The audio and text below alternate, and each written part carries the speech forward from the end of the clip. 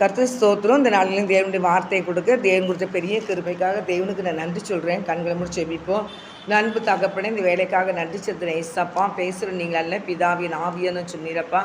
ஆவியன்னு பேசுவீராக நாங்கள் ஜெபிக்கிறோம். நீர் பேசும் ஆண்டவரை நாங்கள் கேட்குறோம். இயேசுவின் நாமத்தினால ஜெபிக்கிறோம். நல்ல பிதாவே, ஆமேன் ஆமேன் ஆமேன். இந்த நாளிலே தேவனுடைய பிள்ளைகளாகி நம்ம தேவனுடைய வார்த்தையை கொடுக்க தேவன் கிருபை கொடுத்துருக்கிறார். எடுத்துக்கொள்ளப்பட்ட வசனம் என்னன்னு கேட்டிங்கன்னா, நீதிமொழிகள் 23ஆம் அதிகாரம் 15ஆம் வசனத்தில் என்ன போட்டுக்குன்னா, என் மகனே, என் மகளே, உன் இருதயம் ஞானமுள்ளதாக இருந்தால் என்னிலே என் இருதயம் மகிழும் அப்படின்னு ஆண்டவர் சொல்லியிருக்கிறார். வேதவசனம் என்ன கொடுக்குதுன்னா, என் மகனே, உன் இருதயம் ஞானமுள்ளதாக இருந்தால், நம்ம கர்த்தருடைய பிள்ளைகளுடைய ஒவ்வொரு பிள்ளைகளுடைய இருதயமும் ஞானமுள்ளதாக இருந்தால் என்னிலே என் இருதயம் மகிழும்னு சொல்லி வேதத்தில் கூறுது. வேதம் சொல்லுது. ஆண்டு நம்ம இருதயம் ஞானமுள்ளதாக இருந்தால் கண்டிப்பாக ஏசப்பாவோட இருதயம் என்ன செய்தால் மகிழுமோ. ஆனால் ஆண்டோடைய பிள்ளைகள் வந்து நம்மளும் மீத்தும் ஆண்டவர் என்ன செய்யணும், மகிழ்ச்சியாக இருக்கணும். அதுதான் அது நீங்கள் ஒவ்வொரு நேரம் பார்த்தீங்கன்னா உங்கள் இருதயம் துக்கப்பட்டிருக்கும். துக்கப்பட்டு தான் உங்கள் மீத்தும் என் மீத்தும் ஆண்டவர் ஏதோ துக்கத்தில் இருக்கிறான்னு நம்ம அறிந்து கொள்ளணும். அதனால் கர்த்தருடைய பிள்ளைகளாகி நம்ம மகிழ்ச்சியாக இருந்தோம்னா ஆண்டோடைய இருதயம் மகிழ்ச்சியாக இருக்கிறதுனால தான் நம்மளுடைய இருதயம் மகிழ்ச்சி ஆகும். ஆனால் தெய்வ பிள்ளைகள் யாராக இருந்தாலும் சரி தான் நம்ம இருதயம் எப்படி இருக்கணுமா, ஞானமுள்ள தான் இருக்கணுமா. ஞானம் இல்லைன்னா கண்டிப்பாக என்ன செய்யுங்கட்டா, ஞானத்தில் குறைவுள்ளவங்க இருந்து எல்லோரும் ஞானத்தோடு இருப்பாங்கன்னு சொல்ல முடியாது. எல்லாருமே ஞானம் இல்லை, ஞானத்தில் குறைவுள்ளவங்க தான். ஏதாவது ஒரு வகையில் ஞானத்தில் குறைவுள்ள பிள்ளைங்க தான் இருக்கிறோம். ஆனால் அந்த இதில் இருந்துக்கிட்ட ஆண்டு சொல்கிறாரு, ஞானத்தில் ஒரு குறைவுள்ளவனாக இருந்தால் என்னிடத்தில் நான் சம்பூர்ணமாக கொடுக்குறவர் என்னிடத்தில் கேளுங்க, நான் தாரேன் அப்படின்னு சொல்லி தான் யாக்கோப்பில் சொல்லியிருப்பார் 1ஆம் அதிகாரம் 5ஆம் வசனத்தில். என்கிட்ட நீங்கள் கேளுங்க, ஞானத்தை கேளுங்க. ஒவ்வொரு நாளும் ஆண்டவரே ஞானத்தில் குறைவுள்ள பிள்ளைகளப்பா, நாங்கள் ஞானத்தை தாங்கப்பா, ஞானத்தை தாங்க. என்னடா இந்த உலகம் ஒரு பொல்லாத உலகம். நம்ம வந்து எப்படி இது இருக்கணும், எப்படி நடக்கணுங்கிறது நமக்கு வந்து ஆண்டவர் அழகாக கற்றுக் கொடுத்தாங்க கூட அதை அப்படியே மறக்கடிச்சிடுவான். அது அப்படியே சாசு மறக்கடிச்சிடுவான். மறக்கடிச்சிக்கிட்டு மாம்சம் விரும்பினதான் செய்ய வைப்பானே தவிர நம்ம தேவனுடைய வார்த்தைக்கு ஆவியின் பிரகாரம் நடக்கவே விட மாட்டான். என்னிட மாம்ச சிந்தை மரணம்னு சொல்லி பைபிளில் போட்டிருக்கு. அந்த மரணம்னா அக்னியில் கொண்டு போகிறதுக்கு தான். ஆனால் ஒவ்வொருத்தரும் மாம்சத்துப்படி நடந்தாங்கன்னா அவங்களுக்கு இந்த மனுஷனுக்கு செம்மையாக தோன்ற வழி உண்டு, அது மரண வழின்னு தான் பைபிளில் போட்டிருக்கு. ஆனால் ஆவி சிந்தையை நித்திய ஜீவன் சொல்லி போட்டிருக்கு. அப்போ நம்ம தேவனுடைய பிள்ளைகளாக யாராக இருந்தாலும் சரி தான் ஆவி சிந்தனையில் இருக்கணும். கர்த்தருடைய ஆவிக்குள்ளே நம்ம எடுத்து எப்பவும் இருக்கணும். எப்பவும் இருக்கணும்னா ஆண்டவர் கொடுக்கப்பட்ட வரங்களை அனல் மூட்டி எழுப்புன்னு வேதம் கூறுகிறது. இந்த அன்பு கர்த்தருடைய பிள்ளைகளை யாராக இருந்தாலும் சரி தான் ஆண்டவருடைய பிள்ளைகள் வந்து ஒவ்வொரு நாளும் நினச்சின்னா ஆவிக்குரிய வாழ்க்கையில் வளரணும். ஆவிக்குரிய வாழ்க்கையில் வரலான்னு தான் நம்ம ஒரு ஆவியில் கொஞ்சம் அனலாக நம்ம இருப்போம். விசுவாசமும் நம்ம கையில் நம்மக்கிட்ட இருக்கும். தேவனுடைய பிள்ளைகளாகி நமக்கு தேவனுக்கு பயப்படுற பயமும் இருக்கும். ஆவிக்குரிய வாழ்க்கையில் வளர்றவங்க இல்லாமல் எப்பவும் இருக்கிற மாதிரி இருக்கணும்னாச்சுன்னா அப்படியே கொஞ்சம் கொஞ்சமாக நம்மக்கிட்ட இருக்கிற அனலை அணைச்சி அப்படி இந்த உலகத்தில் கூட்டிகிட்டு போயிடும் விசாசு. அப்புறம் பார்த்தாச்சுன்னா உலகத்தில் உள்ளவங்கள தான் புகழுவோம், ஆண்டவரை புகழவே மாட்டோம், ஆண்டவரை மேன்மைப்படுத்தவே மாட்டோம். ஏன்டா அவன் நினச்சிடான், கொஞ்சமாக அணைச்சிக்கிட்டு இருக்கான். அதனால் நீங்கள் நினச்சிங்க உங்களுக்கு அந்த செல்லில் சார்ஜ் பண்ணால் சார்ஜ் உடனே போடணும். அதே மாதிரி நீங்கள் தேவ சமூகத்தில் நினச்சிடும் ஜெபிக்க ஆரம்பிச்சிடும். ஆவியில் அனல் கொண்டு எழும்புறதுக்கு தேவ சமூகத்தில் ஜெபிக்கணும். அதே மாதிரி அவன் நிறைய காரியங்கள் இருக்குது. சார்ஜ் போடுறதா இருந்துச்சுதான், பேட்ரி போடுறதா இருந்துச்சுதான், கெட்டிக்காத்து பேட்ரி போடுறதா இருந்துச்சுதான், அந்தந்த இது சொல்லி உடனே நம்ம ரெடி பண்ணுற மாதிரி நம்மளும் ஆவிக்குரிய வாழ்க்கையில் நம்ம ரெடி பண்ண ஆரம்பிச்சிடும். ஆவிக்குரிய வாழ்க்கையில் ஜெபிக்க ஆரம்பிச்சிடணும். தேவ சமூகத்தை அதிகமாக தேட ஆரம்பிச்சிடணும். அப்போ அது கர்த்தருடைய பிள்ளைகளாகி நம்ம ஆவிக்குரிய வாழ்க்கையில் வளர்ந்துக்கிட்டே வருவோம்.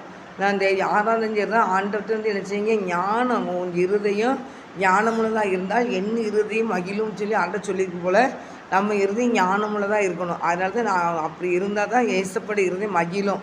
வேதம் 16ஆம் வசனத்தில் போட்டிருக்கு. 23ஆம் அதிகாரம் நீதிமொழிகள் 23ஆம் அதிகாரம் 16ஆம் வசனத்தை பார்த்தீங்கன்னா, உன் உதடுகள் செம்மையானவர்களை பேசினால் என் உள்ளித்திரியங்கள் மகிழும் அப்படின்னு போட்டிருக்கு. உள்ளமெல்லாம் மகிழுமா. உன் உதடுகள் செம்மையானவர்களை தான் பேசணும். வேறு கண்ட தேவையில்லாத வார்த்தைகளை பேசி அடுத்தவங்களை புண்படுத்துகிற மாதிரி பேசவே கூடாது. நம்ம அடுத்தவங்கள கிண்டல் பண்ணி கேலி பண்ணி பேசினா ஆண்டோர் மனசு கஷ்டப்படும். அதனால் கர்த்தருடைய பிள்ளைகளாகி நம்ம ஆண்டவர் மனசு சந்தோஷப்படணும், அவர் உள்ளித்திரிங்கெல்லாம் சந்தோஷம் மகிழணும்னா நம்ம என்ன செய்யணுக்கிட்ட நம்ம உதடுகள் செம்மையானது மாத்திரம்தான் பேசணும். இஷ்டத்துக்கு எதையும் நம்ம பேசக்கூடாது. நமக்கு பேசுறதுக்கு நாக்கு இருக்குது. சொல்லுவாங்க, நாக்கு நரம்பு இல்லாத நாக்கு எதுனாலும் பேசணும். அது எதுனாலும் பேசுறதுக்கு ஆண்டவர் அனுமதிக்கவே மாட்டார். தேவ பிள்ளைகளை யாராந்தாலும் சரி தான் ஆண்டவர் பயந்து நடக்கணும். எங்கடிச்சுன்னா அடுத்த மனசு நம்ம மித்த மனசு கஷ்டப்பட்டுட்டாங்கங்கிட்டாங்க, அவங்களுக்கு அது வந்து கண்ணீர் படிச்சிருவாங்க, வேதனைப்பட்டுருவாங்க. அப்புறம் நினச்சி அது நினச்சி நொந்து சாகுவாங்க. அதனால் அடுத்தவங்களும் நம்ம நாவு போய் என்ன செஞ்சிடக்கூடாது, அவங்கள வேதனைப்படுத்திடக்கூடாது. நாவு வந்து ஒரு காட்டையே கொளுத்தி, நாவு வந்து ஒரு தீக்குச்சி மாதிரியா, தீக்குச்சியை கொளுத்தி காட்டுக்குள்ளே போட்டு அது எப்படி இருக்குமோ அதே மாதிரி வாயில் இருக்க வார்த்தை, ஒரு வார்த்தை சொன்னாலும் அது என்ன செய்யுமா, ஆயுள் சக்கரத்தையே முடிச்சிருமா, ஆயுள் சக்கரத்தை எரிச்சியே விட்டுருமா, கொன்னே போட்டுருமா அந்த நாக்கு.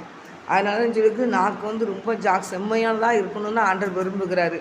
தேவ பிள்ளைகளே யாராக இருந்தாலும் சரி தான், நாம் வந்து எல்லாமே பேசக்கூடாது. நம்ம சொன்னோம், நிறைய காரியங்களை இவங்ககிட்ட சொல்லி ஷேர் பண்ணி நம்ம பேசி சால்வ் பண்ணுவோம், இவங்ககிட்ட பேசி நம்ம சரி பண்ணுவோம் அப்படிலாம் நினச்சிங்கன்னா அது ஒரு வாயில் வார்த்தையில் பாவம் இல்லாமல் போகாதுன்ற மாதிரி ஏதாவது ஒரு வார்த்தை வெல்லும், ஏதாவது ஒரு வார்த்தை கொன்றும். அதனால் எந்த வார்த்தைனாலும் நம்ம பேசாமல் அமைதியாக நமக்குள்ளே அது சரியாக இருந்தாலும் சரி தான். நம்ம முக்கியமான காரியம் அடுத்தவங்க சொல்ல வேண்டிய காரியமான தான் சொல்லணுமே தவிர, இல்லை தேவையில்லாத அந்த பக்கத்து குடும்பம், அடுத்த குடும்பம், நண்பர்களோட ஃப்ரெண்ட்ஷிப்பு இவங்களை பற்றிலாம் நம்ம பேசணும்னா பேசி அவங்ககிட்ட போய் கொஞ்ச நேரம் பேசணும்னு நினச்சா அதுவும் தேவனுக்கு பிடிக்கவே செய்யாது. எங்கடா உன் உதடுகள் செம்மையானது இருந்தால் பேசினால் உன் விழித்திரியங்கள்லாம் மகிழும்னு சொல்லி வசனத்தின்படி நம்ம நினச்சிக்கூடாது. எதையுமே தேவையில்லாமல் கூட உட்காந்து பேசக்கூடாது, யாரையும் குச்சி கூட பேசக்கூடாது. அது நான் நிறைய காரியங்களை கற்றுருக்கிறேன். அதனால் நிறைய காரியங்களை என்ன செய்ய மாட்டேன்னா, எங்கள் வீட்டில் உள்ளவங்ககிட்ட கூட பேசணும்னா கூட நான் அப்படி பேசுமா வேண்டாம், இது எதுக்கு அவங்கள்ட்ட சொல்லி தேவையில்லை. அவங்க ஏதாவது ஒரு வார்த்தை அதின்மித்து சொல்லிட்டாங்கன்னா அவங்க அதின்மித்த கரப்பட ஆரம்பிச்சிருவாங்க. அதனால் வேண்டாம் அப்படின்னு சொல்லி அமைதியாகிடுவேன். நம்ம சொல்லி கூட ஷேர் பண்ணவே மாட்டேன், மனசுக்குள்ளேயே வச்சு கரெக்ட் பண்ணிக்குவேன். வேண்டாம், யார்ட்டையும் சொல்லக்கூடாது. ஏன்னா ஒரு வார்த்தை நம்ம சொல்லிட்டுன்னு வச்சுக்கோங்களேன், அவங்க அதின்மித்த ஏதாவது ஒரு வார்த்தை பேசி அதின்மித்து அவங்க பாவத்துக்குள்ளே போயிடக்கூடாது. அப்படிதான் இந்த ப்ரெஸ்ஸிங்கில் போட்டிருக்கிற அந்த ப்ரெஸ்ஸிங்கை நான் அடிக்கடி சொல்லியிருக்கிறேன். ப்ரெஸ்ஸிங் 5ஆம் அதிகாரத்தில் போட்டு வார்த்தை நான் அடிக்கடி சொல்கிற காரணம் என்னென்னு கேட்டிங்கன்னா, மாம்சத்தை பாவத்துக்குள்ளாக்க உன் வாய்க்கு என்ன செய்யாத, இடம் கொடுக்காத அப்படிங்கிறது அந்த ப்ரெஸ்ஸிங்கில் 5ஆம் அதிகாரம் 6ஆம் வசனத்தில் போட்டிருக்கோம்.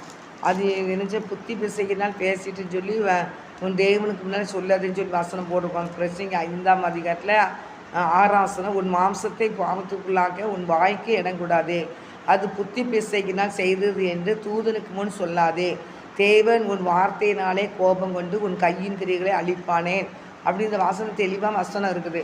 அப்போ நம்ம ஒரு வார்த்தையை நம்ம நேரம் போலன்னு சொல்லி இப்படி அப்படின்னு சொல்லிட்டோம்னா அதின் மீது அவங்க ஒரு வார்த்தை சொல்லி அவங்க கையின் கிரிகளை அழிக்கப்பட்டக்கூடாது, நம்ம கையின் கிரிகளை அழிக்கப்பட்டக்கூடாது.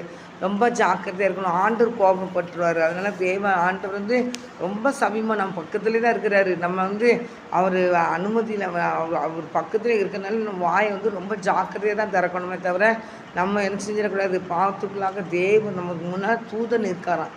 அது நம்ம அது புத்தி பசிக்கினால் பேசிட்டேன்னு சொல்லி தூதனுக்கு முன்னு சொல்லாத, அது அதனால தேவன் கோபம் கொண்டு உன் கையின் கிரியில் அழிப்பார் அப்படின்னு சொல்லி போடுறதுனால ரொம்ப ஜாக்கிரதையாக தான் இருக்கணும். எந்த ஒரு வார்த்தையும் சொல்ல வேண்டிய வார்த்தை கூட சொல்லாமல் மனசுக்குள்ளே வச்சு அடக்கிறது பிரச்சனையே இல்லை. அது பாட்டு போய்கிட்டே இருக்கும். அதனால் நம்ம தேவ பிள்ளைகளாகிய நம்ம அப்படி பேசுகிறது கூட தேவனுக்கு ஞானத்தை கேட்கணும். ஞானத்தை பட்சபாதம் இல்லாத தேவன். அதனால் யாரையும் கடிந்து கொடுக்குற தேவன் அல்ல, அவங்க எல்லா பிள்ளைகளுக்கும் தருவார் அந்த ஞானத்தை.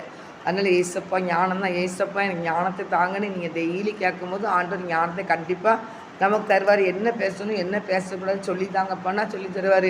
தேவையில்லாமல் அவங்கள்ட்ட சொல்லி கொஞ்சம் சரியானவங்க ஒரு ஜாலிக்கு அரட்டடிக்கிறதுக்காக ஒரு சிரிப்பு சிரிக்கிறதுக்காக அடுத்தவங்கள்ட்ட சொல்லிட்டோம்னா அதுலேயும் பாவம் இருக்கும். அதனால் வாயின் வார்த்தை, தேவன் வானத்தில் இருக்கிறா, நீ பூமியில் இருக்கிற, உன் வாயின் வார்த்தைகள் சுருக்கமாக இருக்கட்டும் சொல்லி ப்ரெஸ்ஸிங் 5ஆம் அதிகாரம் 2ஆம் வசனம் போடுறதுனால வாயின் வார்த்தைகள் சுருக்கமாக இருக்கணும்னு தான் ஆண்டவர் சொல்கிறாரு. கர்த்தர் நம்ம பிள்ளைகள் பேசுகிற ஒவ்வொரு யார் பேசலான்னு சரி தான் ஆண்டவர் கேட்குறாருங்கிற ஒரு உணர்வு மட்டும் இருந்துச்சுன்னா கண்டிப்பாக யாருமே தேவையில்லாமல் பேசவே மாட்டோம். எந்த ஒரு காரியமானாலும் கூட பேச மாட்டோம். வேண்டாம், இது எதுக்கு நம்ம பேசிக்கிட்டு தேவையில்லை அப்படின்ட்டு நம்ம பாட்டுக்கு அமைதியை நமக்குள்ளேயே அடக்கி வச்சுக்கிட்டோம்னா பிரச்சனையே கிடையாது எந்த ஒரு காரியத்தையும். அதனால் அது மீது ஆண்டவர் மகிழ்கிறாராம், சந்தோஷப்படுகிறாராம். உள்ளித்திரியங்கள் என்று உன் உதடுகள் செம்மையானவைகளை பேசினால் என் உள்ளித்திரியங்கள் மகிழும்.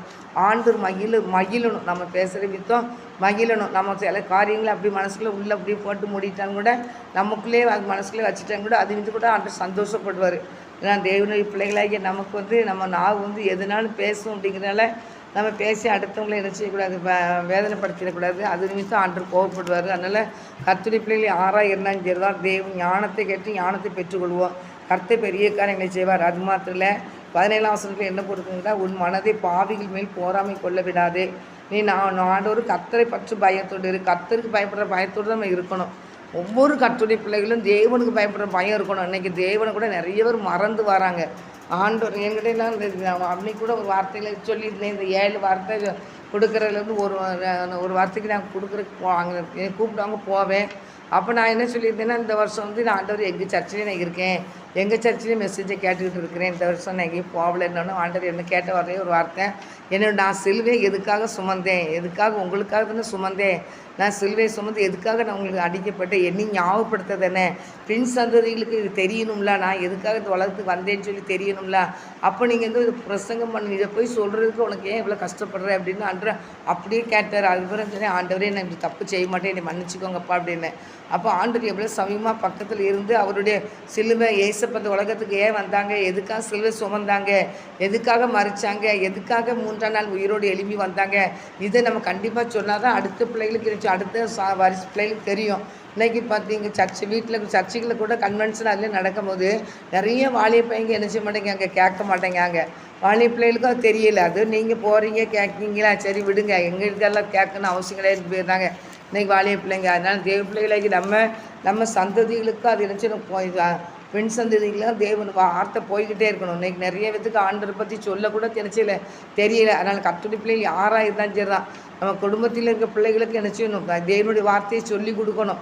இன்றைக்கி நிறைய மக்களுக்கு அடுத்த பிள்ளைகளுக்கும் ஏசப்படைய வார்த்தையை சொல்லணும். அதுக்கு தான் ஏசப்பா சிலுவையை காய்ச்ச கண்டிப்பாக எல்லா செய்தியிலையுமே சிலுவை பற்றி சொல்லிடணும். எதுக்காக வந்துருந்துச்சு அந்த உணர்வு அந்த மக்கள் அடையணும். எதுக்காக இயேசு அந்த உலகத்தை வந்து எதுக்காக நம்மளை எடுத்திருக்கிறாரு, பரலோகத்துக்கு கூட்டிகிட்டு போகிறது. அந்த பரலோகத்துக்கு போகிற பாதையவே மறைக்கிற மாதிரி இன்றைக்கி பிசாசு பல தந்திரமான காரியங்களை செய்து செல்லை கையில் கொடுத்து அவன் என்னதெல்லாமோ செய்துக்கிட்டு இருக்கிறான் பிள்ளைகளை. அந்த சிந்தனைக்குள்ளேயே வர விட மாட்டேங்கிறான் இன்றைக்கி அதனால் தேவ பிள்ளைகள் யாராக இருந்தாலும் சரி தான் ஆண்டுடைய வழியை நம்ம காட்டி கொடுக்கணும். நம்ம சந்ததிகளுக்கு சரி தான் பின் சந்ததிகளுக்கு சரி தான் ஆண்டுடைய பாதையை நம்ம காட்டி கொடுத்து ஆண்டுக்கு பயப்படுற பயத்தோடு என்ன செய்யணும், பிள்ளைகள் நடக்கிறதுக்கு நம்ம என்ன செய்யணும், நம்ம ஒரு ஊன்றுகோலாக இருந்தால் தான் அந்த பிள்ளைகள் இந்த பாதையில் நடப்பாங்க. ஆனால் யாராக இருந்தாலும் சரி தான் தேவனுக்கு பயப்படுற பயம் என்ன செய்யணும், கண்டிப்பாக இருக்கணும். சொல்லியிருக்கிறாரு, உன் மனதை பாவிகள் மேல் போராமை கொள்ள விடாது. யார் மேலேயும் போராமல் கொள்ள வேண்டாம். எல்லா பாவிகள் மேல் போராமல் கொள்ளாது விடாத. நீ நாடொரு கர்த்தரை பற்றி பயத்தோடு மட்டும் இரு. நீ என்ன ஆண்டவருக்கு மட்டும் கர்த்தருடைய பிள்ளைகள் பயந்து நடந்தால் போதும். அவர் சரியான பாதையில் நம்மளை நடத்திடுவார். அவருடைய பிள்ளைகள் நடக்கிற பாதையே பரலோகராட்சியத்துக்கு போகிற பாதை. அந்த பரலோகராட்சியத்துக்கு போகிற பாதையை நம்ம என்ன செஞ்சிடக்கூடாது, மறக்க வச்சிடக்கூடாது. அந்த பிள்ளைகளுக்கு அறியாமல் போயிடக்கூடாது. அந்த சந்ததிகள் உருவாகிக்கிட்டே இருக்கணும். ஆண்டோடைய சத்தத்துக்கு அந்த பிள்ளைகள் செவி கொடுத்து ஏசப்பா இருக்கிறாங்க பரலோகத்துக்கு போகணும் அப்படின்னு சொல்கிற அந்த காரியங்கள் பிள்ளைகள் கற்றுக்கொள்ளணும். அதுக்கு தான் பெற்றோர்கள் அதுக்கு மாதிரியாக இருக்கணும். பெற்றோர்கள் பிள்ளைகளுக்கு தெய்வ வசனத்தை சொல்லிக் கொடுக்கணும். ஏசப்பா எதுக்கு இந்த உலகத்துக்கு வந்தாங்க எடுத்து சொல்லணும். இன்றைக்கி நிறைய பேர்த்துக்கு என்ன செய்யலை, ஆண்டரை பற்றி தெரியலை, ஏசப்பா பற்றியே தெரியாமல் அப்படி சாசு மலங்கடிச்சிக்கிட்டு வரான். அதனால் யாராக இருந்தாலும் ரொம்ப ஜாக்கிரதையாக இருக்கிறது ரொம்ப நல்லது. நாடோறு என்ன செய்யணும், கர்த்தரை பற்றி பயத்தோடு என்ன செய்யணுமா இருக்கணும்னு தான் ஆண்டவர் சொல்லியிருக்கிறாரு. பாவிகள் மேலே ஆண்டவர் அறியாத பாவிகள் மேலே என்ன செய்கிறாரு, அந்த அவங்க மேலே நம்ம என்ன செய்யக்கூடாது, போராம கொள்ளாண்டா. எந்த தேவையில்லாம் பாவங்கள் செய்கிறாங்களோ வைக்காங்க, அவங்க மேலே நல்லா இருக்காங்க, அப்படி இருக்காங்க, இப்படி இருக்காங்க, துன்மா இருக்காங்க, நல்லா தான் இருப்பாங்க. அதனால் நல்லா தான் இருப்பாங்க. ஆனாலும் கர்த்தருடைய பிள்ளைகள் நம்மளை ஒவ்வொரு நாளும் பரிசுத்தப்படுத்தி அழகு போல் நம்மளை கூட்டிகிட்டு வராரு பாருங்கள். எவ்வளோ அழகாக கூட்டிகிட்டு வராங்க, சுமத்தாக கூட்டிகிட்டு வர்றாரு ஆண்டவர். அதனால் தேவனுக்கு பயப்படுற பயம் தான் இருக்கணுமே தவிர அடுத்தவங்களை பார்த்து நம்ம போராமல் கொள்ளைய வேண்டாம். நம்ம பாட்டுக்கு ஆண்டவர் பயப்படுற பயத்தோடு போய்கிட்டே இருக்க வேண்டியதான். அதனால் சொல்லுவாங்க, யார் என்ன சொன்னால் என்ன ஆக போகுது, ஒன்றும் ஆக போகிறது, நம்ம கண்டுக்கிடாமல் போயிட்டோன்னா பிரச்சனையே கிடையாது. அதனால எனக்கு அது ரொம்ப பிடிக்கும். யார் என்ன சொல்லட்டுமே இதான் நான் என்ன சொல்லுவேன், நான் இவங்க ரோட்டில் போகிறவங்கள பார்த்தாச்சும் இவங்க பாவம் செய்கிறாங்கன்னு சொல்லிச்சு அழுதுகிட்டே கிடப்பாங்க. அடுத்த ஸ்டெப்பு வைக்கும்போது அவங்க என்ன செய்வாங்க, ஆண்டவரே நான் பாவி தான், என்னை மன்னியும், பாவத்தாலேருந்து எனக்கு விடுதலை தரும் சொல்லிட்டாங்கன்னா கண்டிப்பாக விடுதலை கொடுப்பாரு அந்த மக்களுக்கு. அறியாமல் செய்கிறாங்க, யாராக இருந்தாலும் சரி தான். அதனால் அடுத்தவங்களை பார்த்து அவங்க பாவின்னு அதிலேயே போய் நாட்டம் போய்கிட்டாச்சுன்னா கடைசியில் குற்றவாளிகளாக நீங்கள் தான் நிற்க போகிறீங்களே தவிர அவங்க மனம் திரும்பி தேவனுக்கு பின்னால் போயிடுவாங்க. அதனால் யாராக இருந்தாலும் சரி தான் அடுத்தவங்கள அற்பமாக எண்ணிடக்கூடாது, அடுத்தவங்களை வந்து அசட்டை பண்ணிடக்கூடாது.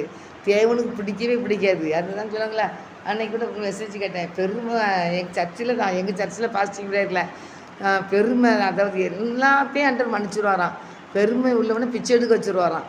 அதனால் யாராக இருந்தாலும் சரி தான், அந்த பெருமை மட்டும் கர்த்தருடைய பிள்ளைகளுக்கு இருக்கக்கூடாதுன்னு சொல்லி எனக்கு மெசேஜ். அதனால் தேவ பிள்ளைகளாக யாராலும் சரி தான் ஆண்டவரை பின்பற்றும் போது எல்லா பிள்ளைகளையும் ஆண்டவர் ஆசீர்வதிப்பார். ஆனால் அதுலேருந்து பெருமை வந்துடக்கூடாது யாராக இருந்தாலும். அதான் சொன்னார், அந்த பெருமைப்பட்டுட்டானா பெருமை பிச்சை எடுக்க வச்சிடும் அப்படின்னு சொல்லியிருந்தார். அதனால் பெருமையே வேண்டாம், யாருக்குமே பெருமை வேண்டாம். எல்லாமே கர்த்தர் கொடுத்த கிருபை, கர்த்தர் தந்த கிருபை.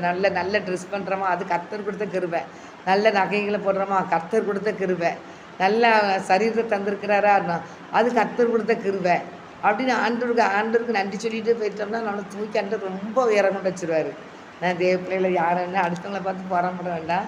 ஏசப்பாடி நாமத்தை மாத்திரம் நினச்சின்னு ஒவ்வொரு நாளும் நம்ம மகிமைப்படுத்திக்கிட்டே இருப்போம். அதனால் போட்டிருக்கு தேவனுடைய பிள்ளைகளுக்கு 6ஆம் தேதி தான் 19 வசனம் இருக்குது. 18 வசனத்தில் நிச்சயமாகவே முடிவு உண்டு, நம்பிக்கை வீண் போகாது. ஆண்டவர் நம்பின பிள்ளைகளை நிச்சயமாக அவர் நினச்சது நம்ம நம்பிக்கை வீண் போகாதபடி நம்மளுக்கு ஆசீர்வதிச்சிருவார். அதனால் கவலைப்பட வேண்டாம். 19 வசனத்தில் போட்டிருக்கு, என் மகனே நீ செவி கொடுத்து ஞானம் அடைந்து உன் இருதயத்தை நல்வழியிலே நடத்துவோம். இருதயத்தை நல்வழியில் நடத்துன்னு ஆண்டவர் சொல்லியிருக்காரு. அதான் நல்ல வழியில் நம்ம நடக்கணும். தேவனுக்கு பிரியமான பாதை எதுன்னு சொல்லி அந்த பாதையில் நடக்கும்போது நம்மளை என்ன செய்கிறார், ஆண்டவர் ஆசீர்வதிக்கிற தேவனாக இருக்கிறாரு. ஆண்டவர் பயந்து அவர் வழியில் நடக்கும்போதே கர்த்தர் நம்மளை ஆசீர்வதிச்சிருவார். அதனால் எதையும் குறித்து கலங்க வேண்டாம். தேவனுக்கு பயந்து நடப்போம். ஞானத்தில் குறைவு இருந்தால் ஞானத்தை கேட்போம். எல்லாருமே ஞானமுள்ள பிள்ளைகளை இருக்க முடியாது. எல்லாருமே ஞானத்தில் ஏதாவது ஒரு வகையில் ஞானத்தில் குறைவுள்ள பிள்ளைகள் தான் இருப்போம். அதனால் ஒவ்வொரு நாளும் ஏசப்பா எனக்கு நல்ல ஞானத்தை தாங்க ஏசப்பான்னு டெய்லி எல்லாருமே கேட்கணும். கர்த்தருடைய பிள்ளைகளாக இருந்தாச்சு தான், ஆண்டவர் அறியாத பிள்ளைகள் இருந்தால் ஏசப்பா என்னையும் உங்கள் பிள்ளையா நீ சேர்த்துக்கணும் ஆண்டவரே, உங்கள் ரத்தத்தாலே நீ கழுவி பரிசுத்தப்படுத்துங்கப்பா, எங்களுக்கும் ஞானம் வேணும்னு கேட்டால் கண்டிப்பாக ஞானம் தருவார். அதனால் ஞானத்தை அவர்கிட்ட கேட்டு பெற்றுக்கொள்ளணும். ஞானத்தை அவர்கிட்ட கேட்டு பெற்றுக்கொள்ளணும். ஞானத்தை கேட்டு பெற்றுக்கொள்ளுங்க. விசுவாசத்தோடு நீங்கள் நினச்சணும், எதை கேட்டாலும் ஆண்டவர் தருவார். கடுகளவு விசுவாசம் இருந்தாலும் ஆண்டவர் நினச்சி மழை பெயர்ந்து போன்னு சொல்லி பார்த்தா சொன்னால் அது பெயர்ந்து போகும்னு தான் அப்படி சொல்லியிருக்கிறாரு. அதனால் தேவ பிள்ளைகளை யாராக தான் விசுவாசம் வேணும், இருமனம் வேண்டாம். கர்த்தருக்கு பயப்படுற பயத்தோடு இருந்து தேவனை பயபக்தியோடு பின்பற்றும் போது தேவனாய்க்கு கர்த்தர் நம்மளை நடத்துகிற தேவனாக இருக்கிறார். ஞானமுள்ள பிள்ளைகளாக இருப்போம். தேவனுடைய இருதயம் நம்ம நிமித்தம் மகிழ்ந்து களி கூறட்டும். கர்த்தர் அப்படிப்பட்ட பெரிய பாக்கியத்தையும் ஸ்லாக்கியத்தையும் கர்த்தர் தந்து ஒவ்வொரு குடும்பத்தையும் கர்த்தர் ஆசீர்வதிப்பார். சிறு பிள்ளைகளாக இருந்தாலும் சரி தான், வாலிபர்களாக இருந்தாலும் சரி தான், நடுத்தர வயதாக இருந்தாலும் சரி தான், முதியோர்களாக இருந்தாலும் சரி தான், எல்லாத்துக்குமே ஞானம் தேவை. இந்த பிசாசு உலகத்தில் தான் இருக்கோம், துன்மார்க்கம் நிறைந்த உலகத்தில் தான் இருக்கிறோம், பொல்லாத உலகத்துக்குள்ளே தான் இருக்கிறோம். பரலோகராட்சியத்தின் பிள்ளைகள் நம்ம போகிற பாதை ஒவ்வொரு பாதையும் கர்த்தருக்கு பிரியமான்னு சொல்லி பார்த்து, ஆண்டவரே நான் நடக்கிற பாதை பிரியமாக இருக்கப்பா உமக்கு, நான் நடக்கிற ஒவ்வொரு பாதையும் உமக்கு பிரியமாக இருக்கணும் ஆண்டவரேன்னு சொல்லி, ஆண்டவரே அந்த பாதையில் நடக்க எனக்கு நல்ல ஞானத்தை தாங்கப்பா, தெளிந்து புத்தி தாங்க ஏசப்பா, எங்களை கரம் பிடிச்சி நடத்துங்க ஏசப்பா அப்படின்னு சொல்லி தேவ சமூகத்தில் சொல்லி ஜெபிக்கும்போது எப்போதும் உங்கள் சமூகம் எங்கள் முன்னால் வரணும் ஏசப்பா. உமக்கு பிரியமானதை செய்ய எங்களுக்கு நீ போதித்தரலும். உடைய நல்ல ஆவி என்னை செம்மையான பாதையில் நடத்திட்டுருப்பா ஆண்டவர்கிட்ட கேளுங்க. கர்த்தர் அப்படிப்பட்ட பாக்கியத்தையும் ஸ்லாக்கியத்தையும் கர்த்தர் தந்து நம்மளை ஒவ்வொரு குடும்பங்களையும் கர்த்தர் ஆசீர்வதிப்பாராக. அப்படியே பிள்ளைகளாகிய நம்ம ஞானத்தை கேட்க மறந்துடாதீங்க. டெய்லி ஞானத்தை கேளுங்க. ஞானத்தை தந்து கர்த்தர் நம்மளை நடத்துவார். அப்படிப்பட்ட பாக்கியத்தையும் ஸ்லாக்கியத்தையும் கர்த்தர் தந்து நம்மளை ஆசீர்வதிப்பாராக. ஆமென். என் அன்பு தகப்பனே, இந்த வேலைக்காக நன்றி செலுத்துகிறேன் இசப்பா. அந்த பிள்ளைகளை தகப்பனே, இந்த நாளிலே எங்களை ஒவ்வொருவரையும் உடைய கருத்தில் வைக்கிறையா.